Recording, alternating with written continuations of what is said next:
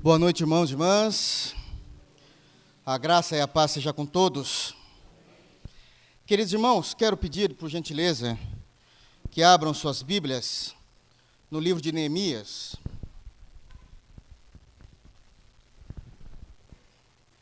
Capítulo 11.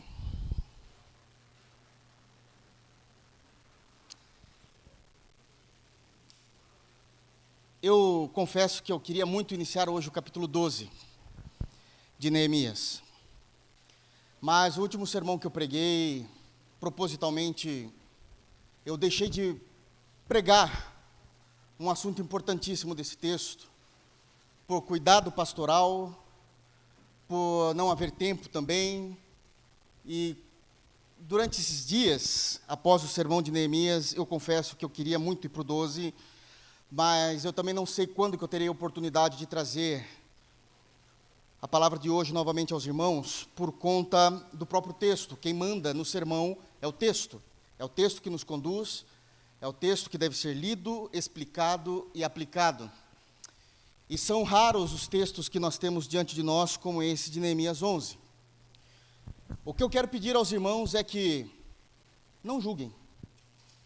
Não é um assunto de primeira série na teologia. É um assunto que exige maturidade, que nós iremos tratar hoje aqui. Todavia, o princípio bíblico é óbvio. Nós amamos o Senhor e nos submetemos à sua palavra. Mas existem, às vezes, situações que não são tão claras em como agir, ou às vezes existe uma impossibilidade. Eu quero ler com os irmãos apenas o versículo 36 de Neemias 11.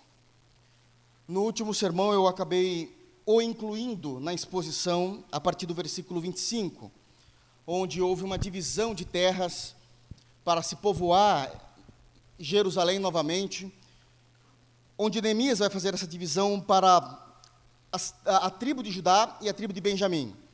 Eu simplesmente citei o versículo 36 e confesso que não queria citar e falar sobre, mas vai ser necessário, porque como pastor eu preciso pregar todo o conselho de Deus aos irmãos. Amém?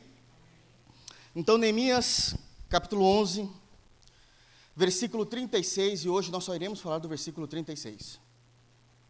Diz o texto: dos levitas, havia grupos tanto em Judá como em Benjamim. Vamos ler novamente, para que os irmãos possam entender. Dos levitas, havia grupos tanto em Judá como em Benjamim. Feche seus olhos, vamos orar. Deus maravilhoso, no santo nome de Jesus, nós nos reunimos ante a Tua santa palavra e pedimos a Ti, Senhor, a iluminação do Teu Santo Espírito para que possamos entendê-la, compreendê-la, crer e vivê-la, Senhor. Molda em nós a pessoa bendita de Cristo, para que possamos nos alegrar cada dia mais e mais em Ti e viver conforme a Tua palavra. Que o Senhor possa estar conduzindo esse sermão. Aquilo que eu falar, que seja, Senhor, na autoridade das Escrituras e do Espírito Santo. Assim também que os irmãos possam compreender isso com o coração, através do auxílio bendito da pessoa bendita do Santo Espírito. É no santo nome de Jesus que nós oramos a Ti. Amém. O assunto é um pouco extenso. Eu quero tratar hoje com os irmãos sobre como lidar diante de regras e exceções. Lidando com aquilo que é regras no reino de Deus e aquilo que são exceções no reino de Deus. Isto é um assunto que, quando vem à tona, sempre haverá debates. Não pela regra. A regra é clara. A doutrina é normativa. Ela é ordinária. Porque foi ordenado isso, então fica mais claro e fácil para lidarmos com aquilo que é descrito de forma tácita nas Sagradas Escrituras. Mas quando nós falamos de exceções, se o povo de Deus não tiver conhecimento bíblico, conhecimento histórico, maturidade cristã, maturidade espiritual, vida com Deus, experiência com Deus, o povo de Deus pode se tornar imediatamente um povo perverso, ao apontar dedos, principalmente se não estiver envolvido em questões que são exceções. Rapidamente eles não terão mais misericórdia. Abrirão as escrituras e os textos sagrados e dirão: mas está aqui, assim que tem que ser feito. Tá, o que você fez? Não fez nada. Mas não é bem assim, irmão, talvez você não esteja sabendo tudo o que está ocorrendo. Porque sempre existem exceções na vida cristã. E exceções é dificílimo de lidar. Principalmente diante de uma fé que é ortodoxa. Que ela não te dá espaço para você colocar os seus pensamentos. Como lidar com isso? Talvez os irmãos não perceberam o que está sendo dito no versículo 36. E é justamente por isso que eu quero ajudá-los, os irmãos, a compreenderem. O que está sendo dito quando a palavra de Deus nos diz: olha, dos levitas, havia grupos dos levitas, tanto nas terras da tribo de Judá, como também na terra que foi dada aos de Benjamim. E isso daqui, num primeiro momento, parece só uma informação boba. Principalmente porque, para nós que não vivemos essa situação, não somos judeus, e talvez não entendemos como foi que Deus fez as divisões das tribos, isso é só uma informação, talvez, sem muito peso nas Sagradas Escrituras. Mas não é. Quando nós lemos o versículo 36, a Bíblia está demonstrando, notoriamente, a nós, povo de Deus, que Neemias, ele precisou tomar uma decisão, naquele momento em que todo o povo entendia a necessidade de repovoar Jerusalém. Os irmãos sabem de qual é o contexto, hoje realmente é um pouco mais longo, então não vou perder tanto tempo com a introdução. Sabemos que está naquele momento em que Jerusalém está precisando ser repovoado, mas não tem absolutamente nada em Jerusalém, é um momento difícil de se viver, tudo será um ponto de pioneirismo, não há fábricas, não há empresas, não há comércio, tudo estava destruído, está tudo novo, e eles não têm de onde buscar de fora, não existia essa relação comercial como se existe hoje, e eles são povo de Deus, Jerusalém precisa ser reabitada, então não são todos que querem ir para lá. O templo já está funcionando, e aí existe essa última cereja do bolo. Bem, os levitas, eles estão morando, parte deles na tribo de Judá, e parte deles com os benjamitas. E isso é transgressão da lei de Deus. E ele precisou, Neemias, tomar uma atitude. Como eu lido com isso? Eu não posso, ainda que precisamos repovoar todo Jerusalém, eu não posso trazer todos os levitas. A grande questão é, Jerusalém não pode ficar despovoada, Jerusalém não pode ficar sozinha, vazia, mas também Jerusalém não tem condições no momento, não há possibilidades no momento de conseguir reunir todos os levitas da forma como a lei de Moisés pede. Neemias está diante de uma situação que ele não consegue cumprir a palavra de Deus. Não porque ele não quer cumprir. Ele não tem a mínima possibilidade de cumprir essa lei específica onde os levitas precisavam estar em Jerusalém.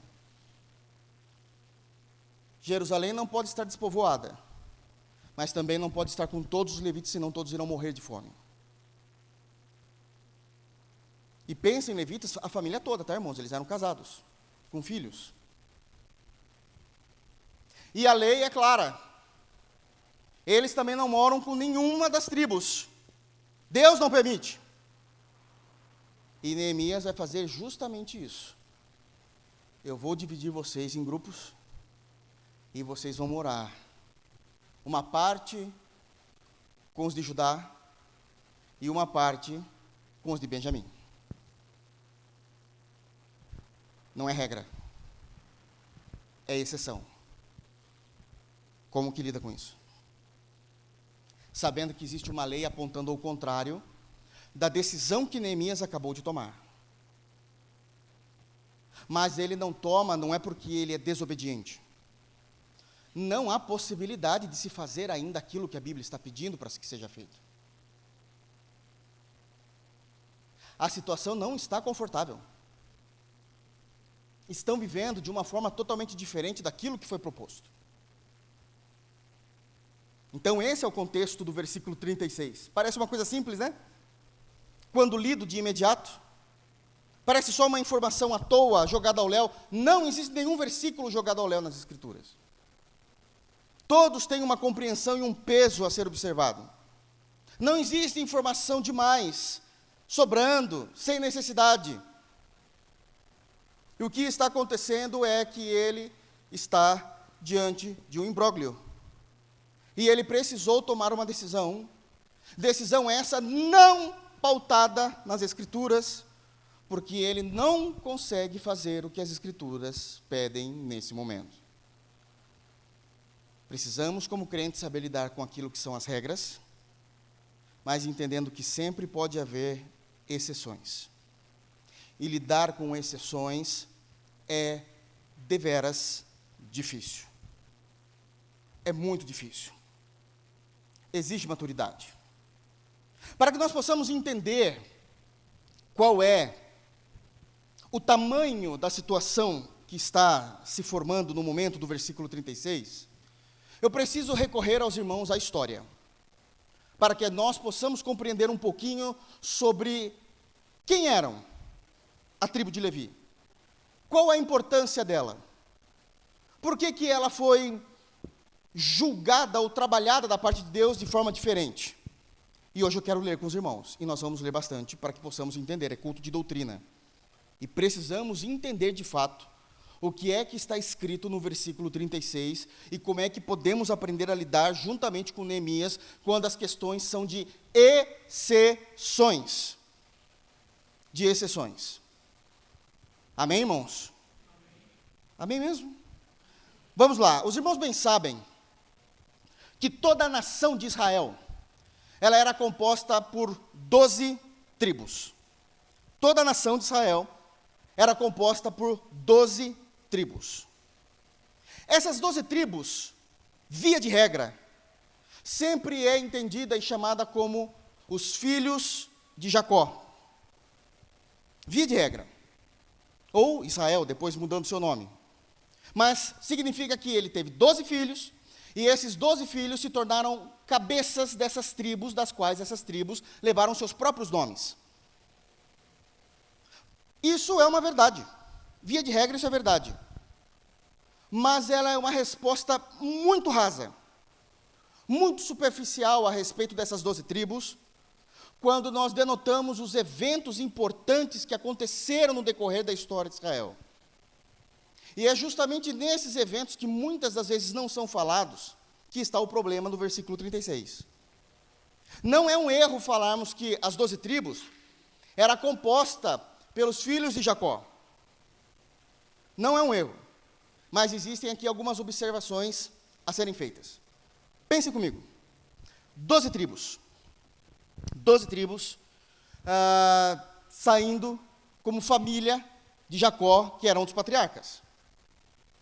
Desses 12 filhos, um deles é arrancado do pai, por inveja dos seus irmãos, José, aquele que nós conhecemos como José do Egito.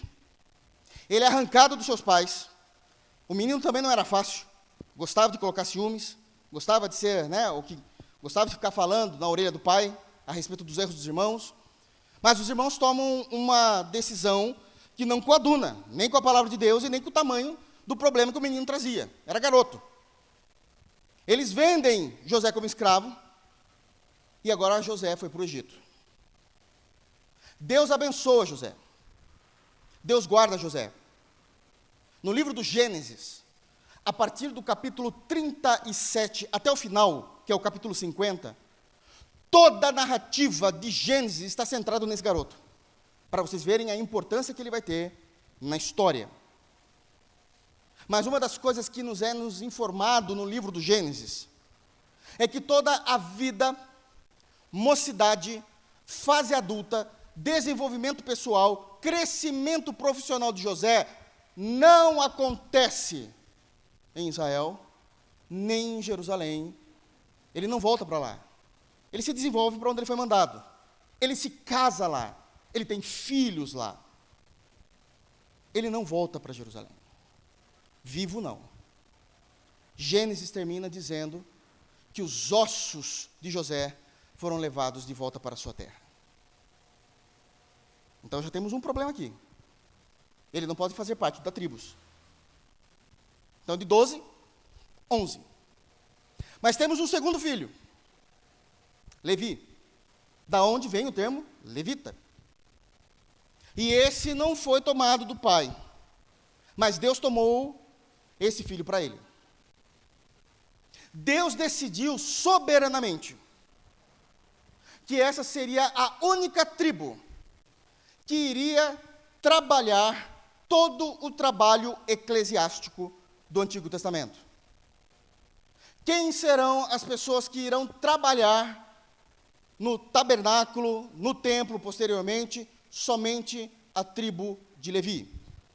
Com isso, Deus está instituindo oficialmente que os sacerdotes do Antigo Testamento, todos eles, necessariamente têm que ser da tribo de Levi. Que aqueles ajudadores do templo têm que ser da tribo de Levi. Os músicos de Israel têm que ser da tribo de Levi. Aqueles que trabalhavam nos portões do templo, não de Jerusalém, do templo, os que guardavam os portões do templo, eram de Levi. Nenhuma outra tribo tinha autoridade da parte de Deus para trabalhar em serviços eclesiásticos full-time. E tem mais. Foi tomado dos levitas o direito civil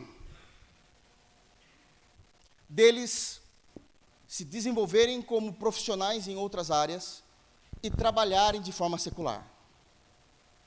Vocês irão trabalhar para mim. Abram, por favor, em Êxodo 28. Êxodo 28. E eu quero ler com os irmãos, para os irmãos irem entendendo a situação desse bendito versículo 36 de Neemias 11.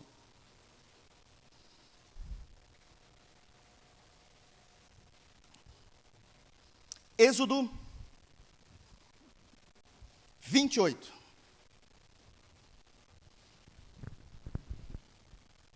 Todos abriram?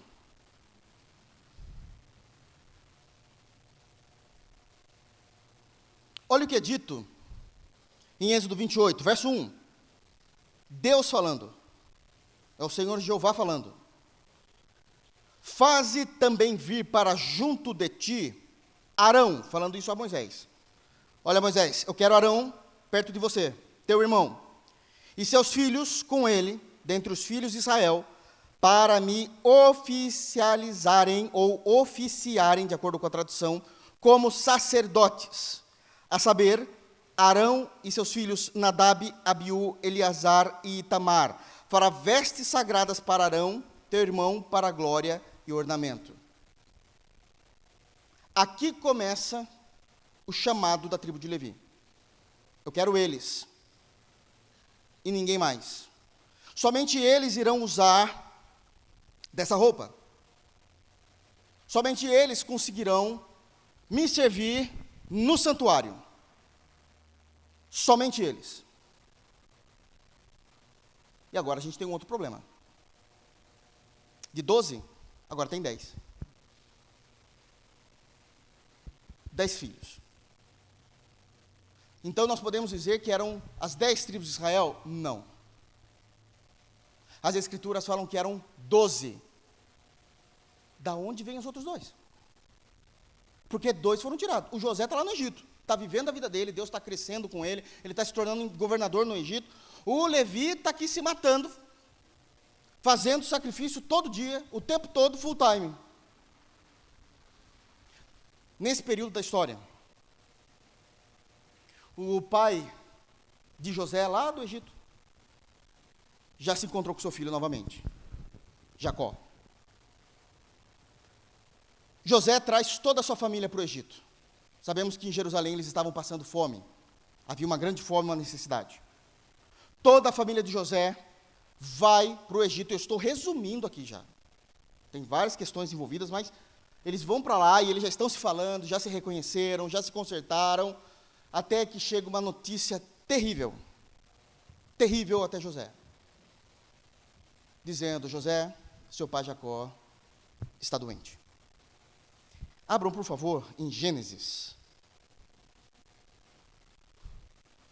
48. Gênesis 48.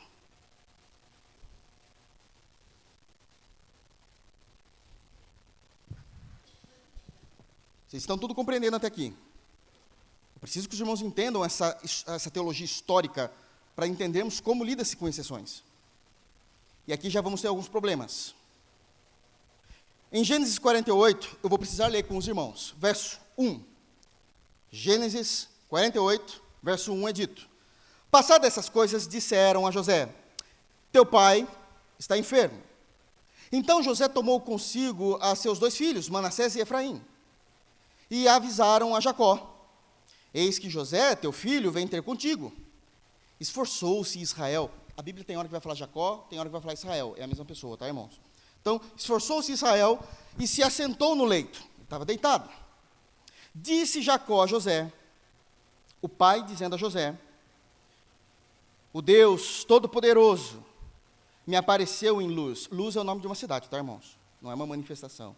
Luz é o nome de uma cidade. Na terra de Canaã. Ele está lembrando, olha, de uma visitação de Deus muitos e muitos anos atrás, passados. Então ele está dizendo: olha, o Deus Todo-Poderoso me apareceu em luz na terra de Canaã e me abençoou e me disse: eis que te farei fecundo e te multiplicarei, te tornarei multidão de povos e a tua descendência darei esta terra em possessão perpétua. Agora, pois, os teus 2 filhos que te nasceram na terra do Egito, antes que eu viesse a ti no Egito, são meus. Opa! Está acontecendo algo importante aqui. Jacó está para morrer. E ele está sabendo, ele sabe que ele tem 2 netos no Egito, os 2 filhos de José. E nesse momento, ele está deixando de ser o avô desses 2 jovens. Ele quer ser o pai deles. Vocês estão entendendo a seriedade? Vamos continuar. Então vamos lá. 5 novamente, versículo 5. Agora, pois, os teus 2 filhos que te nasceram na terra do Egito, antes que eu viesse a ti no Egito, são meus. Efraim e Manassés serão meus, como Rúben e Simeão. São os irmãos de José. Mas a tua descendência, que gerará depois deles, será tua, José. Os seus netos são teus, os seus filhos são meus. Não é uma coisa tão interessante de se ouvir, né? Eles são seus, sua herança. 7. Vindo, pois, eu de Padã, me morreu com pesar meu Raquel, na terra de Canaã, no caminho, havendo ainda pequena distância, para chegar a Efrata. Sepultei ali no caminho de Efrata, que é Belém. Tendo Israel visto os filhos de José, disse: quem são estes? Ele sabe dos 2 netos, mas não conhece ainda. E sem dizer que ele está doente. Então, quem são esses 2? É o que ele está perguntando. Versículo 9. Respondeu José a seu pai: são meus filhos, que Deus me deu aqui. Faze-os chegar a mim, disse ele, para que eu os abençoe. Os olhos de Israel já se tinham escurecido por causa da velhice, de modo que não podia ver bem. José fê-los chegar a ele, e ele os beijou e os abraçou, como filhos. 11. Então disse Israel a José: eu não cuidara ver o teu rosto, e eis que Deus me fez ver os teus filhos também. E José, tirando-os dentre os joelhos de seu pai, inclinou-se à terra diante da sua face. Depois tomou José a ambos, a Efraim na sua mão direita, à esquerda de Israel, porque eles estão de frente, um para o outro, e a Manassés à sua esquerda, à direita de Israel, e fê-lo chegar a ele. Mas Israel estendeu a mão direita e a pôs sobre a cabeça de Efraim, que era o mais novo, e a sua esquerda sobre a cabeça de Manassés, cruzando assim as mãos, não obstante ser Manassés o primogênito. E abençoou a José, dizendo: o Deus em cuja presença andaram meus pais Abraão e Isaque, o Deus que me sustentou durante a minha vida até este dia, o anjo que me tem livrado de todo mal, abençoe esses rapazes. Seja neles chamado o meu nome, e o nome de meus pais Abraão e Isaque, e cresçam em multidão no meio da terra. Vendo José que seu pai pusera a mão direita sobre a cabeça de Efraim, foi-lhe isto desagradável. E tomou a mão de seu pai para mudar de cabeça de Efraim para a cabeça de Manassés. E disse José a seu pai: não assim, meu pai, pois o primogênito é este. Põe a mão direita sobre a cabeça dele. Mas seu pai o recusou e disse: eu sei, meu filho, eu sei. Ele também será um povo. Também ele será grande. Contudo, o seu irmão menor será maior do que ele, e a sua descendência será uma multidão de nações. Assim abençoou naquele dia, declarando: por vós Israel abençoará, dizendo: Deus te faça como a Efraim e como a Manassés, e pôs o nome de Efraim diante do de Manassés. Depois disse Israel a José: eis que eu morro, mas Deus será convosco, e vos fará voltar à terra de vossos pais. Dou-te de mais que a teus irmãos, um declive montanhoso, o qual tomei da mão dos amorreus com a minha espada e com o meu arco. Exceções. Situação difícil e desagradável. O vô fala: não serei o vô deles, eu serei os pais. Eu quero ser o pai deles. A você, José, não te darei nada de terra. A você eu vou dar, de acordo com o versículo 23, o último versículo, dou-te mais do que a teus irmãos, um declive montanhoso, o qual tomei da mão dos amorreus, em uma guerra. Essa é a tua parte, José, porque você não será uma tribo. Mas os seus 2 filhos, a partir de agora, são meus filhos e farão as suas tribos. É enxertado, então, agora, não como netos, mas como filhos, Manassés e Efraim. Pronto, 12 tribos novamente. Problema com isso? Levi. O José já sabe, já está acostumado com a vida no Egito, não vou voltar para Israel mesmo, me deixa em paz aqui, ganhei toda a minha vida aqui, tá, Deus me abençoou aqui, transformou em bênção tudo aquilo que vocês tentaram fazer contra a minha vida, não é isso que ele vai dizer lá? Ele está bem. E os levitas? Como lida com isso? Vamos ver? Vamos para Josué, capítulo 13. Em Josué, capítulo 13, Moisés é morto. Josué já está na liderança do povo de Deus. Josué já saiu do deserto. Já cruzou o Jordão. Já está em Canaã, que vai ser chamada de Israel, a nação. É a mesma terra, nomes diferentes ainda, apenas Canaã. Ele precisa dividir essas terras e compor as 12 tribos. E ele vai começar a fazer isso no capítulo 13. Então quem faz isso é Josué, a mando de Deus. Josué, capítulo 13. E aqui vamos ter informações importantes. Todos abriram? Tudo para entender o 36. Parece que é coisinha boba, né? Então olha o que está escrito. Josué 13, 1. Era Josué, porém, já idoso, entrado em dias. E disse-lhe o Senhor: já estás velho, entrado em dias, e ainda muitíssima terra ficou para se possuir. A partir do versículo 2 até o versículo 13, vai começar as divisões. Judá terra ao norte, ao oeste do Jordão, tal, é sua, de tal a tal lugar, tal, todo aquele perímetro. Efraim, Efraim, você vai ter. Toda a terra, tal. Rubens, Dan, Aser, Naftali, Manassés. Versículo 14. Quando chega no versículo 14 tem essa informação. Tão somente a tribo de Levi não deu herança. As ofertas queimadas do Senhor, Deus de Israel, são a sua herança, como já lhe tinha dito. Todo mundo ganhando terra, ganhando seu espaço, para construir a sua vida. Quando chega em Levi, a resposta da parte de Deus é: vocês não terão terra. A herança de vocês é o santo ministério que vocês trabalham para mim. Nem vocês estão dando glória. Dorme com um barulho desse? Se é fácil. Isso exige uma maturidade e um exercício de graça enorme. E uma atitude de fé para não se corromper diante de Deus. Você consegue imaginar, não é somente os homens, não, você consegue imaginar as esposas olhando para o filho não tem direito a nada. Mas os 2 netos têm, tomando o que era direito dos meus filhos. Exceções. São coisas dificílimas. Mas não acaba ainda não.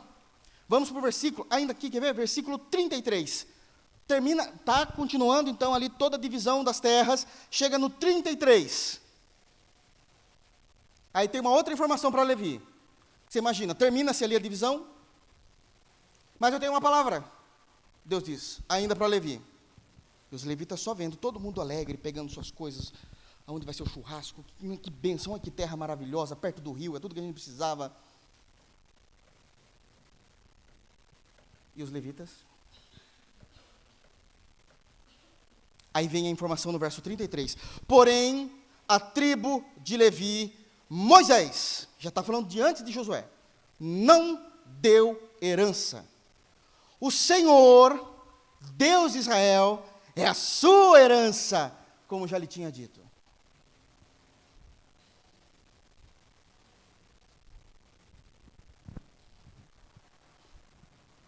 Isso é extremamente difícil, irmãos.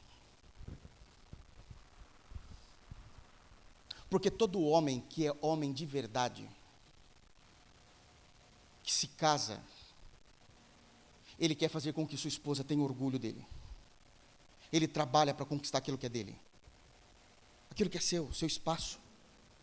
Evidentemente que queremos ter o melhor padrão de vida possível, mas ainda assim não conseguimos, nós estamos lutando, falando, eu vou sair desse mundo lutando como alguém digno.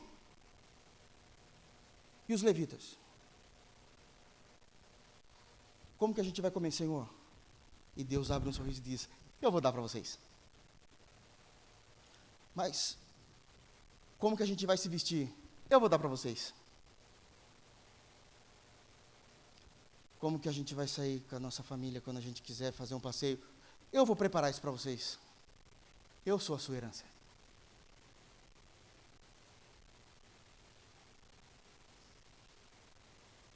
Parece que cantar é mais fácil, né? Tu és a porção da minha... Nem sabe o que está cantando. É disso. Capítulo 14. Acabou não. Versículo 4. 14:4. Os filhos de José foram 2 tribos, Manassés e Efraim. Aos levitas não deram herança na terra, senão cidades, em que habitassem aos seus arredores para o seu gado, para a sua possessão. Opa, chegamos a um ponto importante. Eles não têm terra. O Senhor só falou assim, eles precisam dormir pelo menos em algum lugar. Então, dessa regiãozinha, a ideia de cidades aqui, está falando assim, um sítiozinho. E um espacinho lá para eles terem um gado. Eles vão querer ficar tirando leite, tem hora. Lógico! Como é difícil você viver de favor o tempo todo. É indigno. Tá bom, algumas cidadezinhas, pequenininhas, deixa eles dormirem. Eles precisam lá dormir. Porque pela manhã eles estarão no templo. Full time. Mas eles não vão habitar com nenhuma tribo. Eles estarão nessas cidadezinhas. O que acontece é que eles pecaram, todos. Vamos voltar para Neemias. Eles pecaram, e ao pecar, nós sabemos que Deus já pega o reino dividido, e o reino do norte é levado cativo pela Síria, e por lá ficam, é destruído totalmente, e ficam somente essas duas tribos, Judá e Benjamim, da qual eles voltam da Babilônia. É exatamente esse o ponto de Neemias. Eles estão voltando da Babilônia, precisam reconstruir os muros, reconstruir o templo, repovoar Jerusalém, não é isso? E agora? Agora que a lei é clara. Judá tem a sua terra, Benjamim tem a sua terra, e os levitas, cidadezinhas. Mas não tem essas cidadezinhas. E também não pode sair em Jerusalém. Então Neemias toma uma decisão de exceção. Eu preciso que vocês morem uma parte com Judá, uma parte com Benjamim. Se o povo de Deus não entender que vai existir momentos que, mesmo que a lei fale, que eles precisam morar de formas separadas, em cidadezinhas pequenas, porque está na Bíblia, tem que ser assim. Ô meu irmão, você só fala que está na Bíblia, o que você está fazendo para nos ajudar? Não dá para fazer isso agora. São exceções. Neemias tomou uma decisão que é uma exceção, não é bíblica. Eu preciso colocar eles para morar em algum lugar. Por enquanto vai ser com Judá e com Benjamim. Sempre vai aparecer um santarrão que não faz nada, dizendo, mas a Bíblia fala outra coisa. E o que você vai fazer? Porque exceções são difíceis de lidar. Existe toda uma trajetória histórica, teológica, de como lidar com os levitas. E Neemias não está lidando da forma bíblica, porque não há possibilidade de se fazer isso no momento. Então ele precisa tomar uma decisão, e a decisão é justamente aquela que a lei não queria, que os levitas morassem com outras tribos. Mas era necessário. Tem pessoas que querem levar tudo a ferro e fogo e não entendem que não existe a possibilidade de fazer o que as Escrituras estão pedindo naquele momento. Oremos a Deus para que possamos conseguir fazer, agora não dá. Mas as pessoas que não se envolvem com as questões do reino, elas olham para os textos bíblicos como se fosse um mar de rosas, não tem problemas, não tem obstáculos para ser enfrentados. Então o versículo 36 é uma denúncia. Os levitas estão morando com os de Judá e com os de Benjamim. Por que eles estão morando? Porque foi Neemias que decidiu assim. Como ele pôde? O que ele ia fazer? Onde ele ia colocar esse povo? Eles iam morrer de fome. Com respeito a eles não sabem fazer mais nada, eles só trabalham na parte eclesiástica, porque foi isso que Deus quis deles.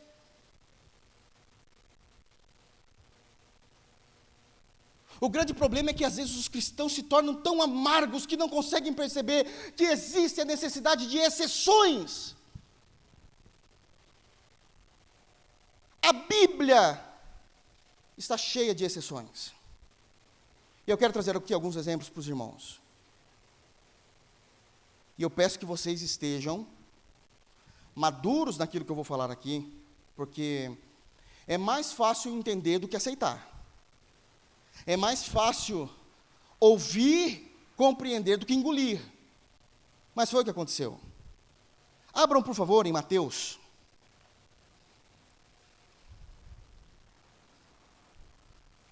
Capítulo 12. E é aquele bendito assunto que até hoje, às vezes, vem novamente diante de nós. O que fazer com o sábado? Como lidar com isso? Não tem uma lei lá nos 10 mandamentos dizendo? Leiam comigo, por favor. Mateus 12. E eu quero mostrar para vocês Jesus sabendo lidar com a exceção. Jesus nos ensina isso. Mas precisamos ter um coração amoroso para isso. E também precisa ser observado alguns pontos que é extremamente minucioso para que a gente não erre nas exceções também. É muito difícil. Mateus 12 é dito o seguinte: 1. Por aquele tempo, em dia de sábado, passou Jesus pelas searas. Ora, estando os seus discípulos com fome, entraram a colher espigas e a comer. Os fariseus, olha eles aí, porém vendo isto, disseram-lhe: eis que os teus discípulos fazem o que não é lícito fazer no dia de sábado. Mas Jesus lhes disse: não lestes o que fez Davi, quando ele e os seus companheiros tiveram fome? Como entrou na casa de Deus, e comeram os pães da proposição, os quais não lhes era lícito comer, nem a ele, nem aos que com ele estavam, mas exclusivamente aos sacerdotes? Ou não lestes na lei que aos sábados os sacerdotes do templo violam o sábado e ficam sem culpa? Pois eu vos digo, aqui está quem é maior do que o templo. Mas se vós soubesseis o que significa misericórdia quero, e não holocausto, não teríeis condenado inocentes. Porque o Filho do Homem é Senhor do sábado. Até aqui. Percebam, Jesus é acusado porque os seus discípulos estavam com fome, num dia de sábado, eles já estavam fugindo, vocês se lembram disso? Já estavam fugindo, os homens queriam matar Cristo, e nesse momento eles estão passando pela seara, e estão com fome, eles estendem a mão, pegam daquele fruto e começam a comer. Os fariseus, os guardiões dos céus, aqueles que abrem as portas dos céus, aqueles que fecham as portas dos céus, já apontaram o dedo para Jesus, dizendo: aí ó, tu é hipócrita, como que você pode ser filho de Deus? Você está blasfemando o sábado, violando o sábado. Jesus vai argumentar, dizendo: não, vocês que não entenderam nada. Jesus vai usar 3 argumentos, todos eles bíblicos. Nenhum veio, Deus manda dizer, não, quer ver, versículo 3, mas Jesus lhes disse: não lestes, está falando de palavra, de Bíblia, não lestes. Versículo 5, ou não lestes na lei? Versículo 7, mas se vós soubéssemos o que significa misericórdia quero, que é um versículo lá de Oséias. Todas as respostas de Jesus são bíblicas, estão no texto. E eu quero analisar com vocês essas respostas, para vocês entenderem que existem o que é regra, o que é doutrina, tem que ser seguido, mas vai existir momentos que é preciso ter, obrigado irmão, precisa ter exceções e lidar com essas exceções. Ele não concorda com a visão dos fariseus, dizendo: você está blasfemando, violando o sábado. Fala, não. E o primeiro argumento de Jesus, versículo 3, ele diz: mas Jesus lhes disse: não lestes o que fez Davi, quando ele e seus companheiros tiveram fome? Como entrou na casa de Deus, e comeram os pães da proposição, os quais não lhes era lícito comer, nem a ele, nem aos que com ele estavam, mas exclusivamente aos sacerdotes? Ele está trazendo aqui uma situação, uma regra. Ele está lembrando de um caos do Antigo Testamento. Está lá em 1 Samuel 21, abram lá, vamos ver o que Jesus está falando. 1 Samuel, capítulo 21. Ele está trazendo essa informação, e ele vai começar a falar: irmãos, pelo amor de Deus, existem regras e exceções.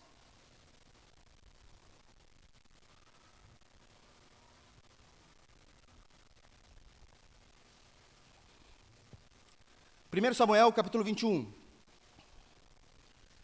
Contexto. Davi já estava sendo odiado por Saul. Saul, o atual rei de Israel. Saul quer matar Davi, porque Deus já não é mais com Saul, e Deus já havia revelado a Saul, por meio de Samuel, que Davi seria o próximo rei. Saul odeia Davi. Ele está fugindo. Muita coisa errada aconteceu aqui. E aqui eu preciso de maturidade dos irmãos. Eu tenho certeza que muitos dos meus professores e pastores falam assim: você procura para a tua cabeça, depois você fica reclamando. Porque tem muitos aspectos aqui que não são falados do texto. Então vamos lá. 1 Samuel 21. Ele está fugindo, olha o que é dito. Então veio Davi a Nobe, ao sacerdote Aimeleque. Aimeleque, tremendo, saiu ao encontro de Davi e disse-lhe: por que vens só e ninguém contigo? Respondeu Davi ao sacerdote Aimeleque, verso 2: o rei deu-me uma ordem e me disse: ninguém saiba porque te envio e de que te incubo. Quanto aos meus homens, combinei que me encontrassem em tal lugar. Davi está mentindo. Isso não é verdade. Saul nem conversa com Davi. Ele quer matar Davi. Essa mentira custou a vida de todos esses sacerdotes. Todos eles. Quando Davi falou: não, foi Saul que me mandou, Aimeleque para de tremer, sabia que as coisas já não estavam bem, que iria estourar uma guerra. Davi mente, falando: não, foi o próprio Saul que me mandou aqui, relaxa, os meus homens vão me encontrar em outro lugar, só está aqui comigo esses monstros aqui. O que o sacerdote faz? Eu acredito, respiro, estou de boa. Davi matou 85 homens por causa dessa mentira. Olha no capítulo 22, a partir do versículo 6. Só contando aqui a história rápido para os irmãos. Ouviu Saul que Davi e os homens que o acompanhavam foram descobertos. Achando-se Saul em Gibeá, debaixo de um arvoredo, numa colina, tendo na mão a sua lança e todos os servos com ele. Ele vai ficar sabendo onde está Davi. Versículo 11 do capítulo 22. Então o rei, Saul, mandou chamar Aimeleque, sacerdote, filho de Aitube, e toda a casa de seu pai, a saber, os sacerdotes que estavam em Nobe. Todos eles vieram ao rei. Disse Saul: ouve, peço-te, filho de de Aitube. Este respondeu: eis-me aqui, meu senhor. Ele está de boa. Porque até então, ele só ajudou ali. Saul já estava sabendo. Então lhe disse Saul: por que conspirastes contra mim, tu e o filho de Jessé? É Davi. Pois lhe deste pão e espada e consultastes a favor dele a Deus para que se levantasse contra mim e me armasse ciladas como hoje se vê? Respondeu Aimeleque ao rei e disse: e quem entre todos os teus servos é tão fiel como Davi? Ele confiava em Davi. Não tem ninguém tão fiel como Davi. O genro do rei, chefe da guarda pessoal e honrado da tua casa, a casa de hoje que consulta a Deus a seu favor? Não, jamais impute o rei coisa nenhuma a seu servo, nem a toda a casa de meu pai, pois o teu servo de nada soube de tudo isso, nem muito, nem pouco. Respondeu o rei, Aimeleque, Aimeleque, morrerás, tu e toda a casa de teu pai. Disse o rei ao guarda que estava com ele: volvei e matai os sacerdotes do Senhor, porque também estão nas mãos dadas com Davi. E porque souberam que fugiu e não me fizeram saber, porque os servos do rei não quiseram estender as mãos contra o sacerdote do Senhor.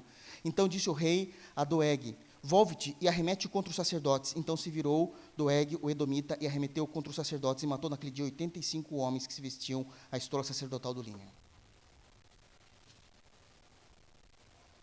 Davi não é santo. Uma mentira dele custou 85 vidas inocentes. E tem igreja cantando que quer dançar como Davi, não entende nada de teologia.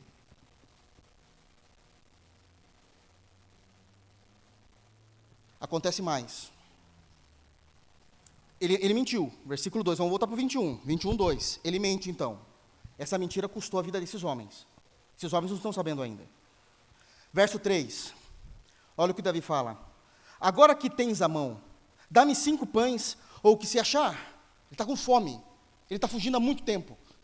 Ele não pode aparecer, as pessoas vão falar. Saul é terrível.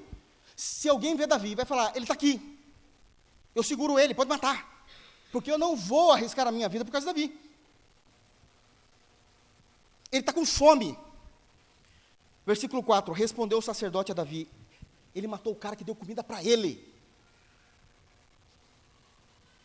Versículo 4, respondendo o sacerdote a Davi, disse-lhe: não tenho pão comum à mão, há porém o pão sagrado, se ao menos os teus homens se abstiverem das mulheres.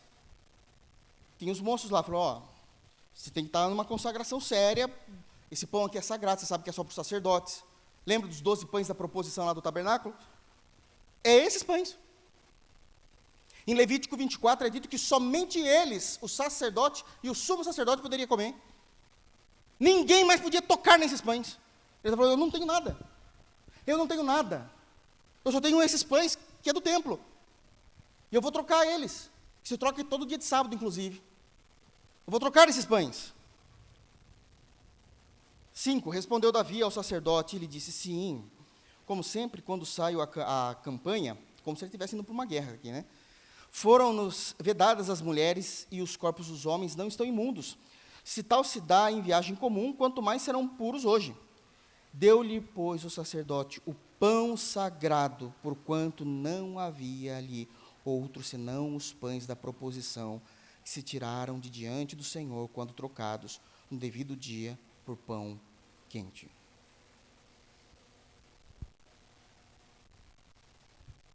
A regra, Levítico 24, os pães da proposição, somente os sacerdotes e o sumo sacerdote pode comer, uma vez por semana, no dia de sábado, quando colocar os pães quentes, no sábado, os pães novos.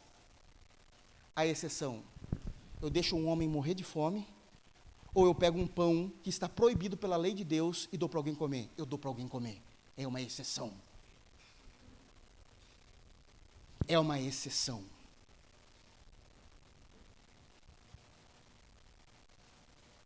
O grande problema das exceções é que elas sempre vêm com alguns problemas morais de caráter.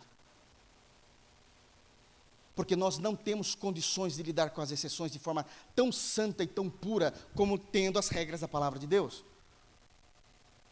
O Davi que comeu o pão da proposição é o Davi que matou esses 85 homens porque mentiu. Mas Deus não matou Davi porque ele comeu um pão que era somente para quem era sacerdote e sumo sacerdote.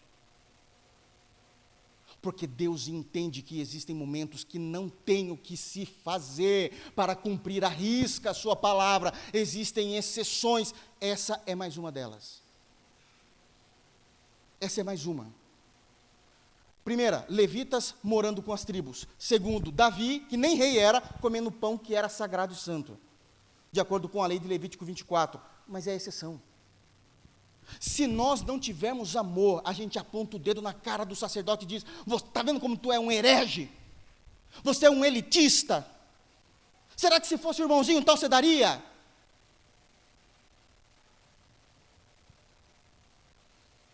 Ou Davi come esse pão ou ele morre. Então ele come. A gente dá o pão. Simples assim. Mas precisamos ter maturidade para saber como vamos lidar, para não transgredir a lei de Deus, porque a exceção não é permissão para pecar. Mas ela é permissão para poder deixar de cumprir um mandamento, que é claro nas Escrituras. E eu sei que vai ter gente que vai pegar justamente isso daí e fazer um corte e falar, o pastor ensinando.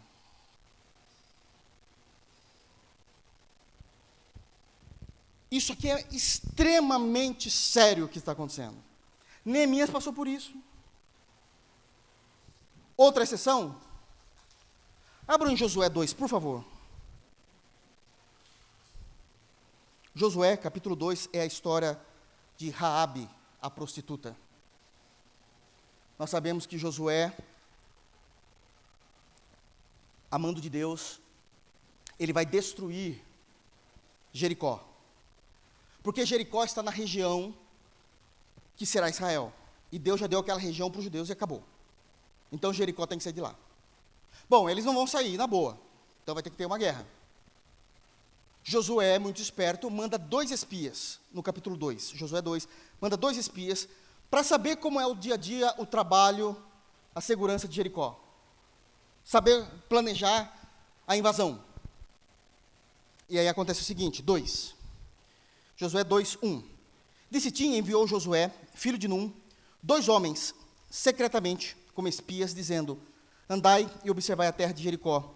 Foram, pois, e entraram na casa de uma mulher prostituta, cujo nome era Raabe, e pousaram ali. Esse aqui é o exemplo mais difícil que eu vou dar para os irmãos. Eu preciso falar isso com esmero para que não entendam errado. Esse aqui é o exemplo mais sério de exceção que tem na Bíblia. Vocês vão entender. Eles se encontraram e entraram na casa de Raabe. Verso 2. Então se deu notícia ao rei de Jericó, dizendo: eis que esta noite vieram aqui uns homens dos filhos de Israel para espiar a terra. Mandou, pois, o rei de Jericó dizer a Raabe: faze sair os homens que vieram a ti e entraram na tua casa, porque vieram espiar toda a terra.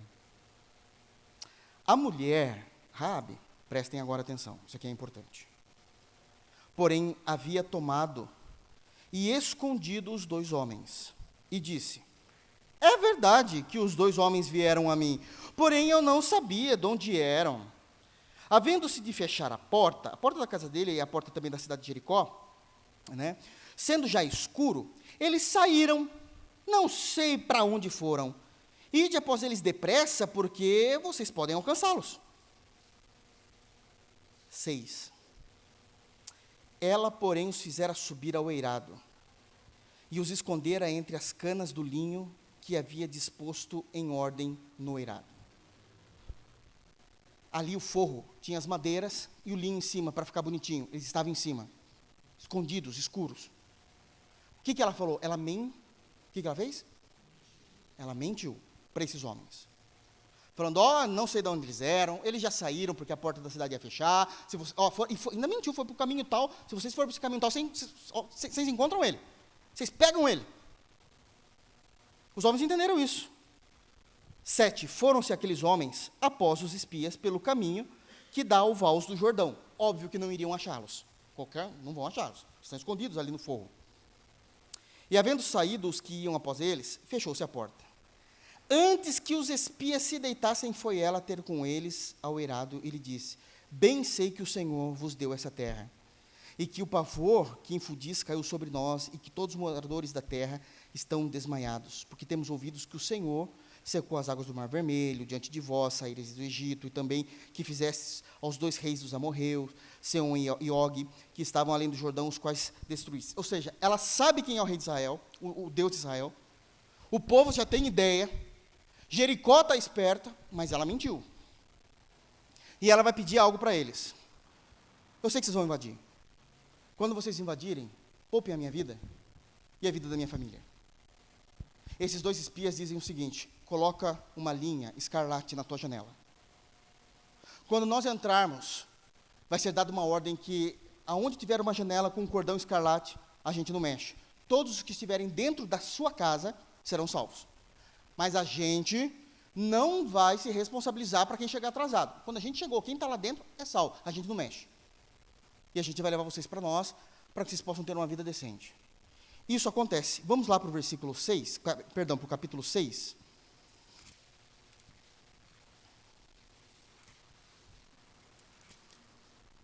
Lá no final do capítulo 6, a partir do versículo 22, é dito o quê?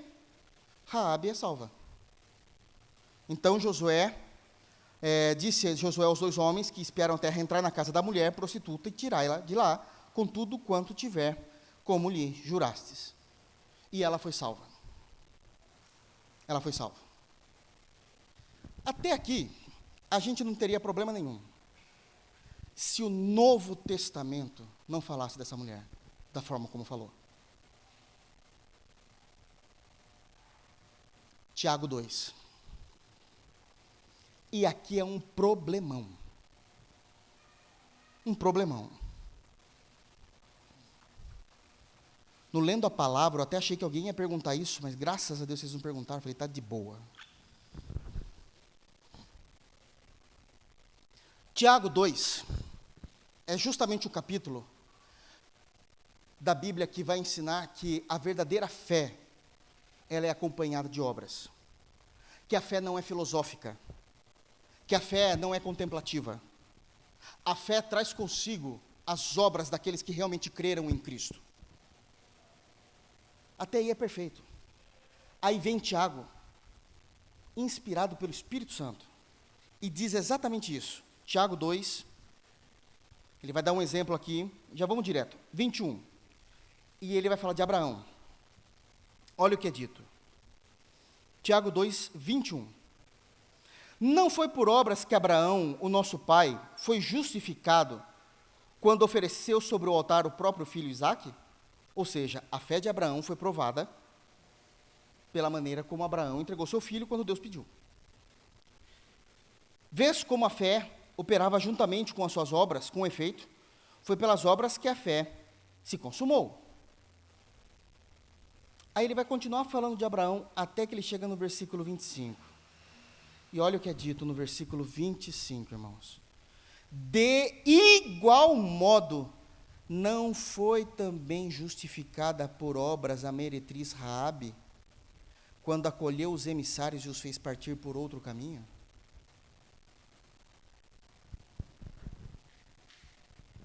O que justificou Raabe foi a mentira?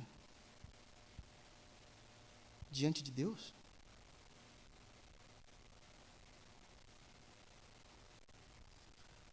Calma, respirem. Eu falei que o assunto era sério. Pastor, o senhor está nos ensinando que, em caso de exceções, é permitido mentir? Não. Não estou ensinando isso. A Bíblia está ensinando isso? Não.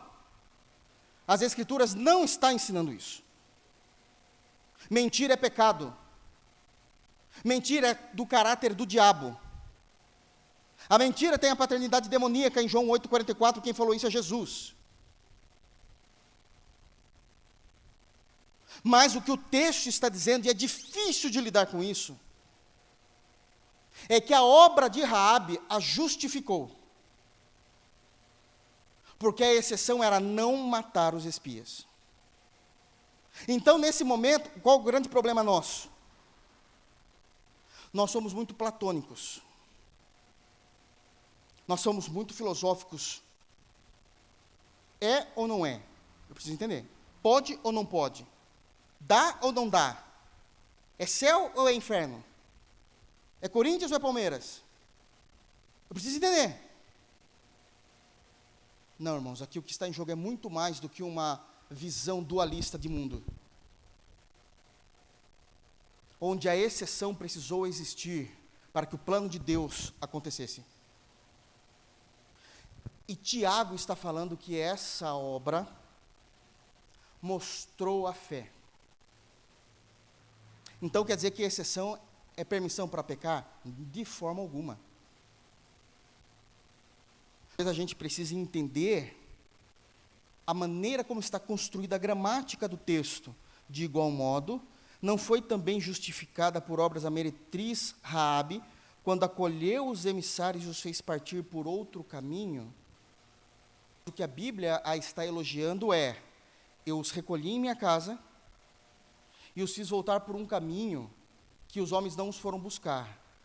A mentira não é citada. Essa exceção de acolher e de enviá-los pelos caminhos certos é o que está em pauta.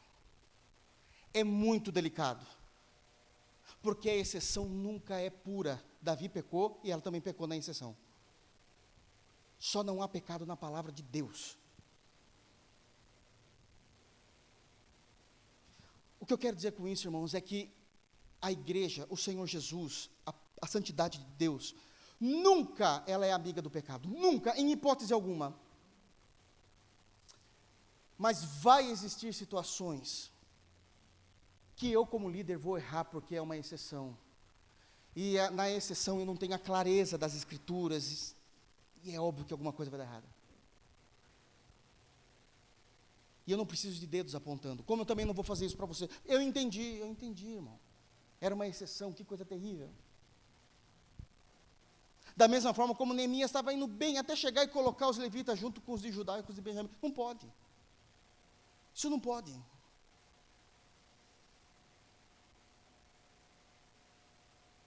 Eu falei que não é assunto de primeiro-anista.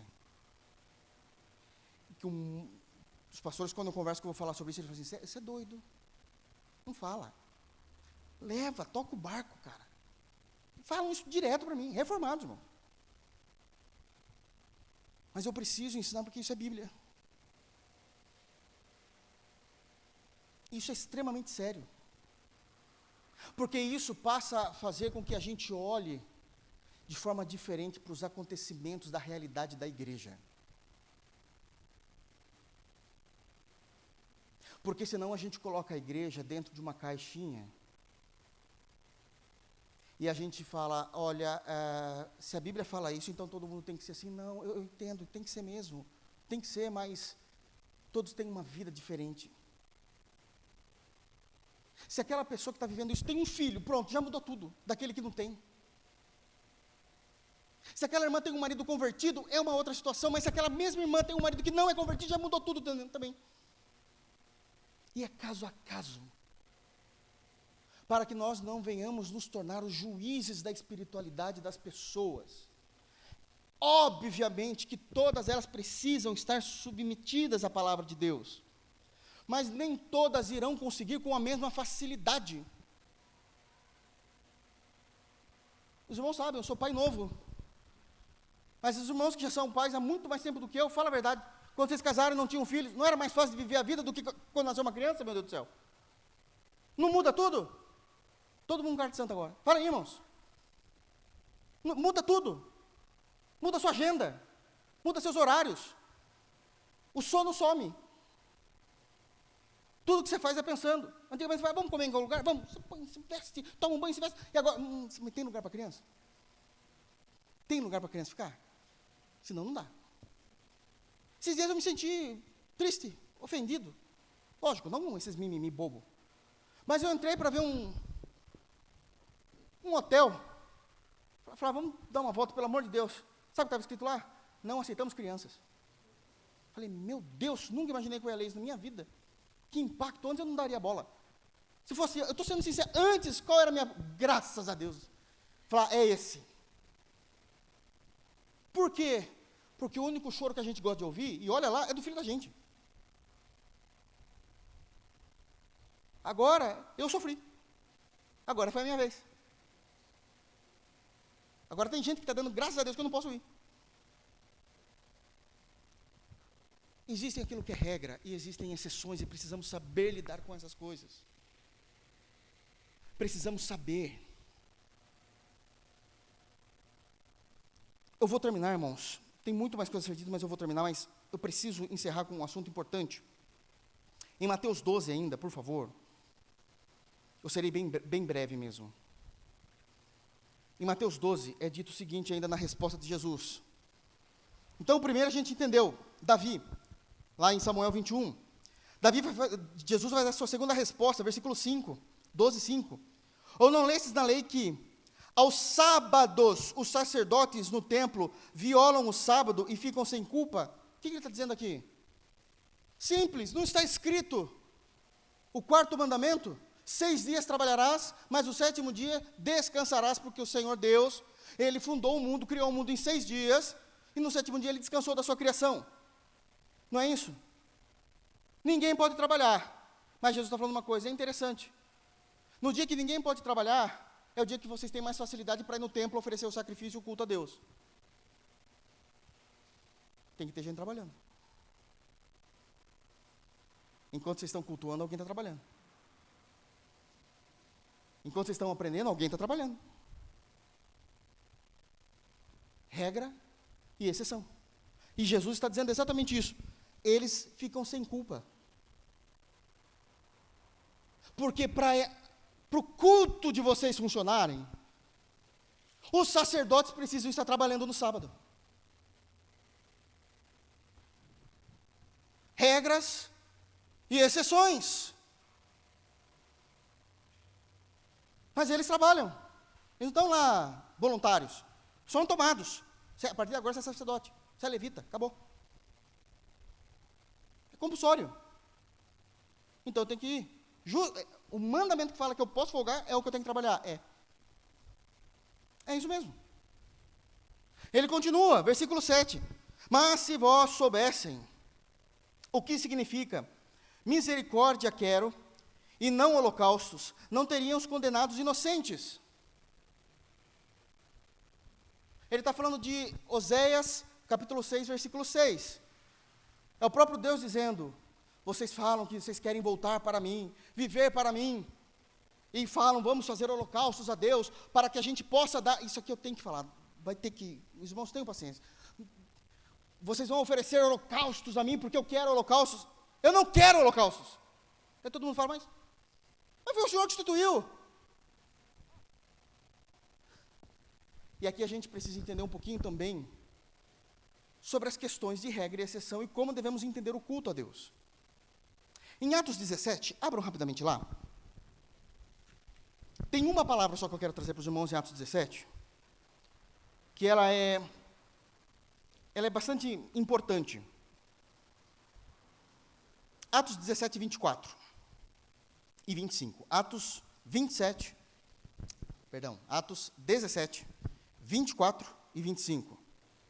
Diz assim: o Deus que fez o mundo e tudo que nele existe, é Paulo falando isso lá em Atenas, sobre um Deus diferente de tudo aquilo que eles conhecem. Mas Paulo traz uma palavra aqui que muda todo o conceito de cristianismo, principalmente do cristianismo moderno, fazendo a gente retornar ao pensamento do cristianismo lá do primeiro século, dizendo o seguinte: o Deus que fez o mundo e tudo que nele existe, sendo ele Senhor do céu e da terra, não habita em santuários feitos por mãos humanas. Ou seja, Deus não habita nesse lugar que nós estamos. Deus, ele está presente aqui, por causa de nós. Mas ele não mora aqui. Aí ele vem com essa bordoada no versículo 25.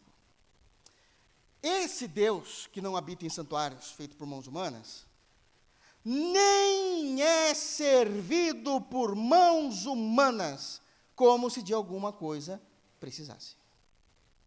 Aí você fala, opa, não. Mas, pastor, o senhor está pregando, o ato do senhor estar pregando, o senhor não está servindo a Deus? Estou. Mas Deus não é servido por mãos humanas, porque ele não precisa. Eu estou pregando e servindo a Deus porque quem precisa é vocês, não Deus. Quando nós nos reunimos como igreja e cantamos, a gente está cantando porque somos nós que precisamos adorar a Deus, reconhecendo quem Ele é. Me desculpa a sinceridade, Deus não precisa do teu canto, Ele continua sendo Deus.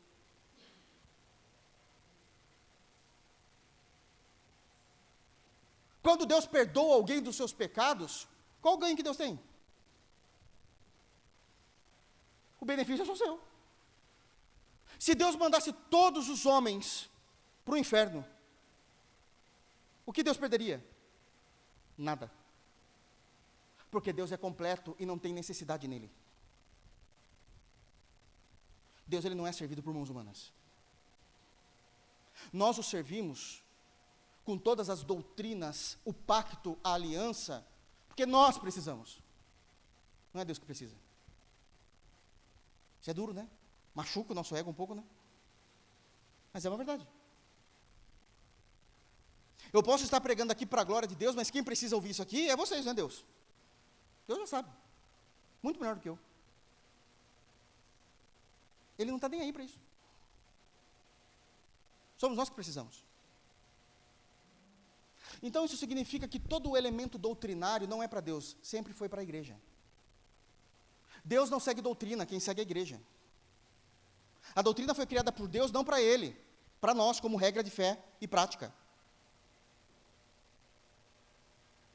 Mostra claramente a individualidade e a superioridade do nosso Deus, do qual Ele não precisa ser servido por nada, por mãos humanas.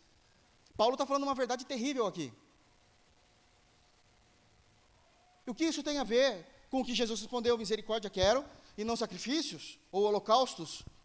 Que até os holocaustos do Antigo Testamento, quando ele decidiu isso em Êxodo e em Levítico, ele só estava nos ensinando que isso iria apontar para o Cristo que salvaria-nos. Mas Deus não precisa de sangue de bodes e de cabras. Deus não precisa de sangue de touros. Deus continua sendo Deus. Ele recebe aquilo como adoração, mas ele não precisa. A Trindade se completa. A Trindade se comunica. A Trindade se fala. A Trindade se autoexiste. Quantos anos sem nada mais existir, onde só havia a Trindade e nada mais? Até chegar à criação do tempo e espaço. Que Deus não sofre essas coisas. É por isso que Deus está dizendo assim: eu não quero os seus holocaustos. Os holocaustos só mostram quanto vocês são pecadores e estão vindo me pedir perdão. Eu quero a misericórdia, a piedade, o amor, uma vida devota a mim. Regras e exceções.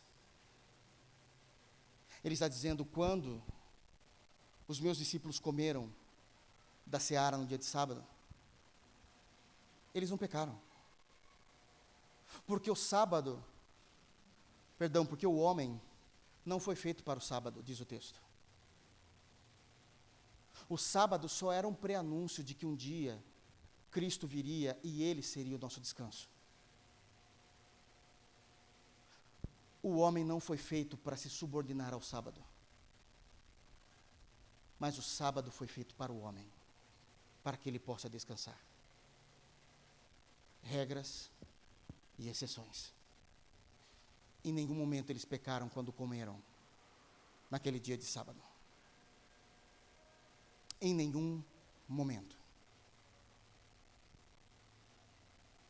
Eu quero terminar com os irmãos voltando para Neemias. E os irmãos que estavam aqui semana passada, retrasada, vão se lembrar que quando eu comecei a pregar na semana retrasada, eu preguei a partir do versículo 19. Os irmãos se lembram disso? Onde era dito o seguinte, Neemias 11, 19. Quem mais Neemias trouxe para Jerusalém? E no versículo 19 diz assim, dos porteiros. E aí dá o nome deles, Acute, Talmon, os irmãos deles e os guardas das portas, 172. Os irmãos se lembram desse texto? E eu falei assim, por que ele trouxe os porteiros? Por dois motivos. O primeiro, um motivo cívico-militar. Se tiver bagunça, alguma algazarra ali, alguma invasão. Mas o segundo motivo era teológico. Os irmãos se lembram disso? Qual era o motivo teológico? Para que eles guardassem as portas, para que não viessem gente de fora negociar no dia em Jerusalém. Em Jerusalém. Teve um momento que, vamos para o 13, fazer um spoiler rapidinho do capítulo 13 para os irmãos. No capítulo 13, a gente vai perceber que esses porteiros já não estavam levando tão a sério, e nem em Jerusalém, as questões do sábado. Em Neemias 13, 15 é dito, Neemias capítulo 13, versículo 15 é dito, naqueles dias, vi em Judá, os que pisavam lagares. O que é pisar lagar? Fazer vinho. Pisar os lagares ao sábado. E traziam trigo que carregavam sobre jumentos, como também vinho, uvas, figos e toda sorte de carga que traziam a Jerusalém no dia de sábado. E protestei contra eles por venderem mantimento neste dia. Isso é o que os judeus estavam fazendo no 15. No versículo 16, é o pessoal de fora.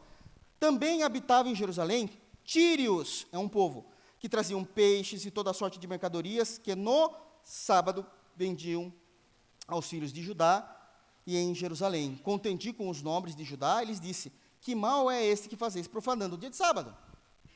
O camarada trouxe os porteiros no capítulo 11 para guardar desse problema teológico. No capítulo 13, o pessoal não estava mais, já tinha esquecido a palavra. Parece crente, que prega-se no domingo, na segunda não lembra.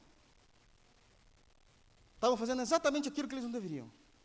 Sabe qual é a decisão de Neemias, de novo? Olha o que é dito no versículo 19. Ele decide o seguinte: dando já sombra às portas de Jerusalém antes do sábado, ou seja, na sexta-feira à noite ali, já ficando sombra, para escurecer, para se tornar madrugada que vai surgir o sábado, né? Dando já sombra às portas de Jerusalém antes do sábado, ordenei que se fechassem e determinei que não se abrissem senão após o sábado. As portas coloquei alguns dos meus moços para que nenhuma carga entrasse no dia de sábado. Quem pode trabalhar no sábado? Ninguém. Mas a decisão de novo de Neemias, para que o sábado não seja profanado, os seus moços precisam estar trabalhando na porta, no dia de sábado. Regras e exceções. O sábado só não foi profanado porque tiveram guardas trabalhando no dia de sábado. Porque houveram guardas trabalhando no dia de sábado. 22. Também mandei os levitas que se purificassem e viessem guardar as portas para santificar o dia de sábado. Ele sabe do erro. Mas para coisas funcionarem, tem que haver exceções. E sabe como ele termina o texto? No versículo 22.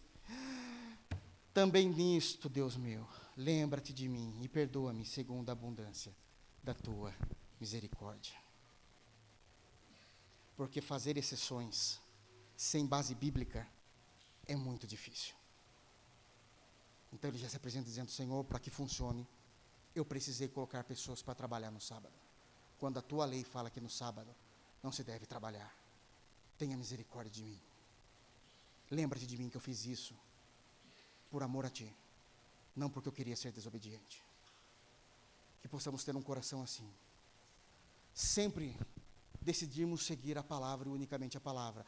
Mas havendo situações, circunstâncias, em que caia de fato em exceções, que possamos nos amar e entender como fazer isso, de tal forma que haja o menor ou a menor transgressão possível da palavra de Deus. Que Deus nos abençoe em Cristo Jesus. Vamos ficar de pé, vamos orar ao Senhor.